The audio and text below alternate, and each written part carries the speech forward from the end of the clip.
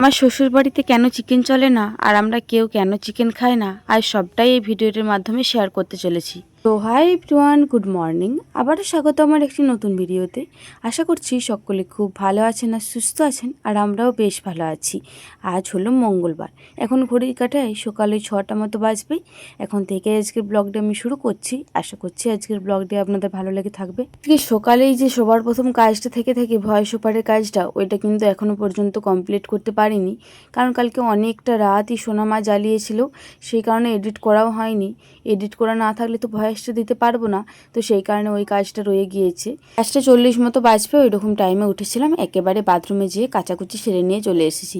তবে আজকে খুব একটা বেশি টেনশন থাকেনি, কারণ কালকে বিকালেই বেশ অনেকগুলো কাচাকুচি করে রেখেছিলাম, ওগুলোই আজ শুকনো হয়েছিল। আজ শুকনোগুলো মিলে দিলাম আর ভিজেগুলো তার সঙ্গেই মিলে দিলাম।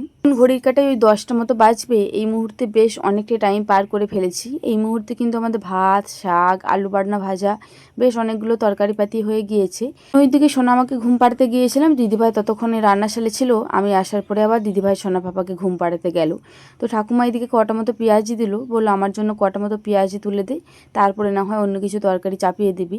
আজকে তরকারির মধ্যে রয়েছে পাট শাক, আলু বাটনা ভাজা, পেঁয়াজি আলু পোস্ত আর মুসুরির ডাল। আজকে প্রত্যেকটা তরকারি কিন্তু আমার ফেভারিট, প্রত্যেকটা তরকারি বেশ ভালো লাগে। দিদিভাই তো এদিকে শাক আর আলু বাটনা ভাজাটা করে দিয়েছে, আমি এইদিকে পেঁয়াজিগুলো করে নিই। দিদিভাই যদি না আসে ততক্ষণ কেনা হয় আলু পোস্তরে চাপিয়ে দেবো। দিদিভাই থাকলে তো এই তরকারি চাপানোর কোনো টেনশনই থাকে না, তো সেই কারণে আমার সাথে কোনো রেসিপিও শেয়ার করতে পারি না। তো যাই হোক, এদিকে আমার সব কটা পেঁয়াজি হয়ে গিয়েছে, এবারে পেঁয়াজিগুলো নামিয়ে দিই। আর ওইদিকে দিদিভাইও চলে এসেছে, দিদিভাই এবারে পোস্তটা আরে চাপিয়ে দেবে। রান্নাটা তো পুরোটা দিদিভাই কমপ্লিট করে দিয়েছিল, তো সেই কারণে আমাদের সাথে সেরকম কোনো ভিডিও শ্যুট শেয়ার করা হয়নি। এখন ঘড়ির কাঁটায় 12টা মতো বাজবে। এই মুহূর্তে আমি সবে মাত্র স্নান করে পড়ে এলাম। আপনাদেরকে তো আগেও বলেছি, যেদিনকে আমার কাপড় ধোয়া থাকে বা বিছানার সাথে কোনো ঠেকানো থাকে না, বা যেদিনকে আমি ডুব দিয়ে থাকি, সেদিনকেই কিন্তু আমি ঠাকুরকে ধূপটা দিই।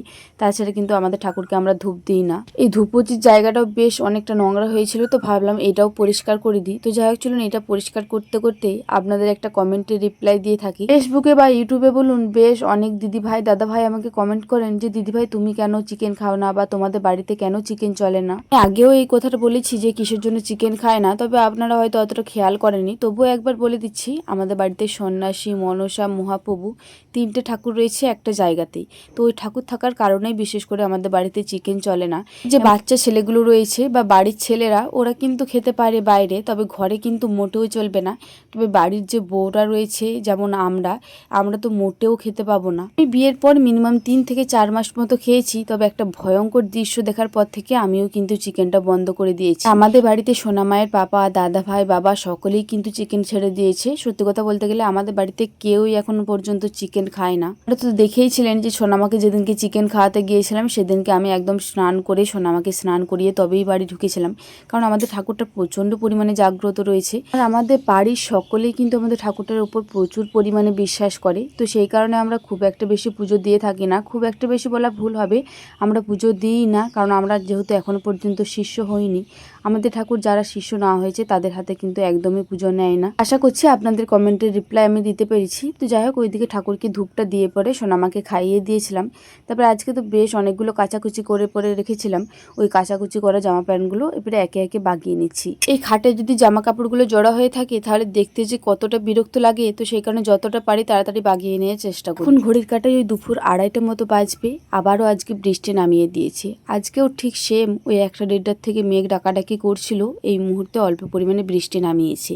আর এই দুপুরে বৃষ্টি নামালে একদম তো কারেন্টটা চলে যাবেই, বিশেষ করে আমাদের দিকে একটু পরিমাণে যদি মেঘ ডেকেছে সঙ্গে সঙ্গে কারেন্ট চলে যাবে।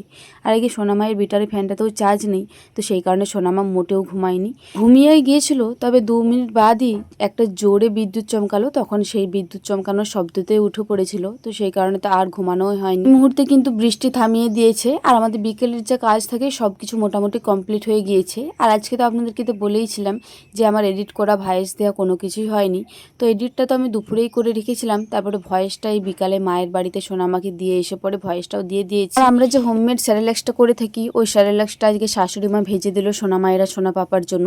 এগুলো একটা কৌটোতে কুড়িয়ে রাখছি, কারণ এই মুহূর্তে কারেন্ট নেই আমাদের দিকে, আর কারেন্ট না থাকলে আমরা তো মিক্সিতে গুঁড়োতে পারবো না, আর যদি না গুঁড়িয়ে এই গামলাটার মধ্যেই রেখে দিই তাহলে মিহিয়ে যাবে, তো সেই কারণে দুটো কৌটোই করে রেখে দিচ্ছি, তাহলে মিহি হবে না। আমাদের কালকে গুঁড়োতে সুবিধা হবে। আর রাত্রে যদি কারেন্ট চলে আসে রাত্রেই না হয় গুঁড়িয়ে রেখে দেওয়া যাবে। আমাদের তো সেরেলেক্সটা ভাজা হয়ে গিয়েছে, তবে জেঠিমাও আবার দুটি মতো বুট কলাই এনেছে, ওই বুট কলাইগুলো ভাজছে। যেহেতু খাবারগুলো ভাজতে বসেছিল তো সেই কারণে আমাদের তো রুটি করা হয়নি। তো জেঠিমা বললো তোরা লিচিগুলো কাট, ততক্ষণকে কিন্তু আমার হয়ে যাবে। তো সেই কারণে আমি এইদিকে লিচিগুলো কাটতে বসে গিয়েছি। লিচিগুলো কাটতে কাটতে একটা দিদিভাইয়ের নাম নিয়ে থাকি। সে সর্দার বলে ফেসবুকে একটা দিদিভাই কমেন্ট করেছেন, খুব ভালো লাগলো বোন, আমি কৃষ্ণনগর থেকে বলছি, আমার কমেন্টটা একটু তুলে ধরো।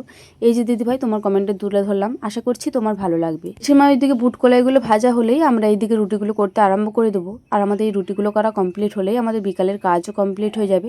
তো যাই হোক চলুন, আজকের ভিডিওটাও আমার এই পর্যন্তই। আবারও দেখা হবে পরবর্তী কোনো ভিডিওতে। ততক্ষণ সকলে খুব ভালো থাকবেন, সুস্থ থাকবেন। আজকের ভিডিওটি ভালো লেগে থাকলে একটি লাইক, কমেন্ট, শেয়ার, সাবস্ক্রাইব করে আমার এই ছোট্ট চ্যানেলটির পাশে থাকবেন।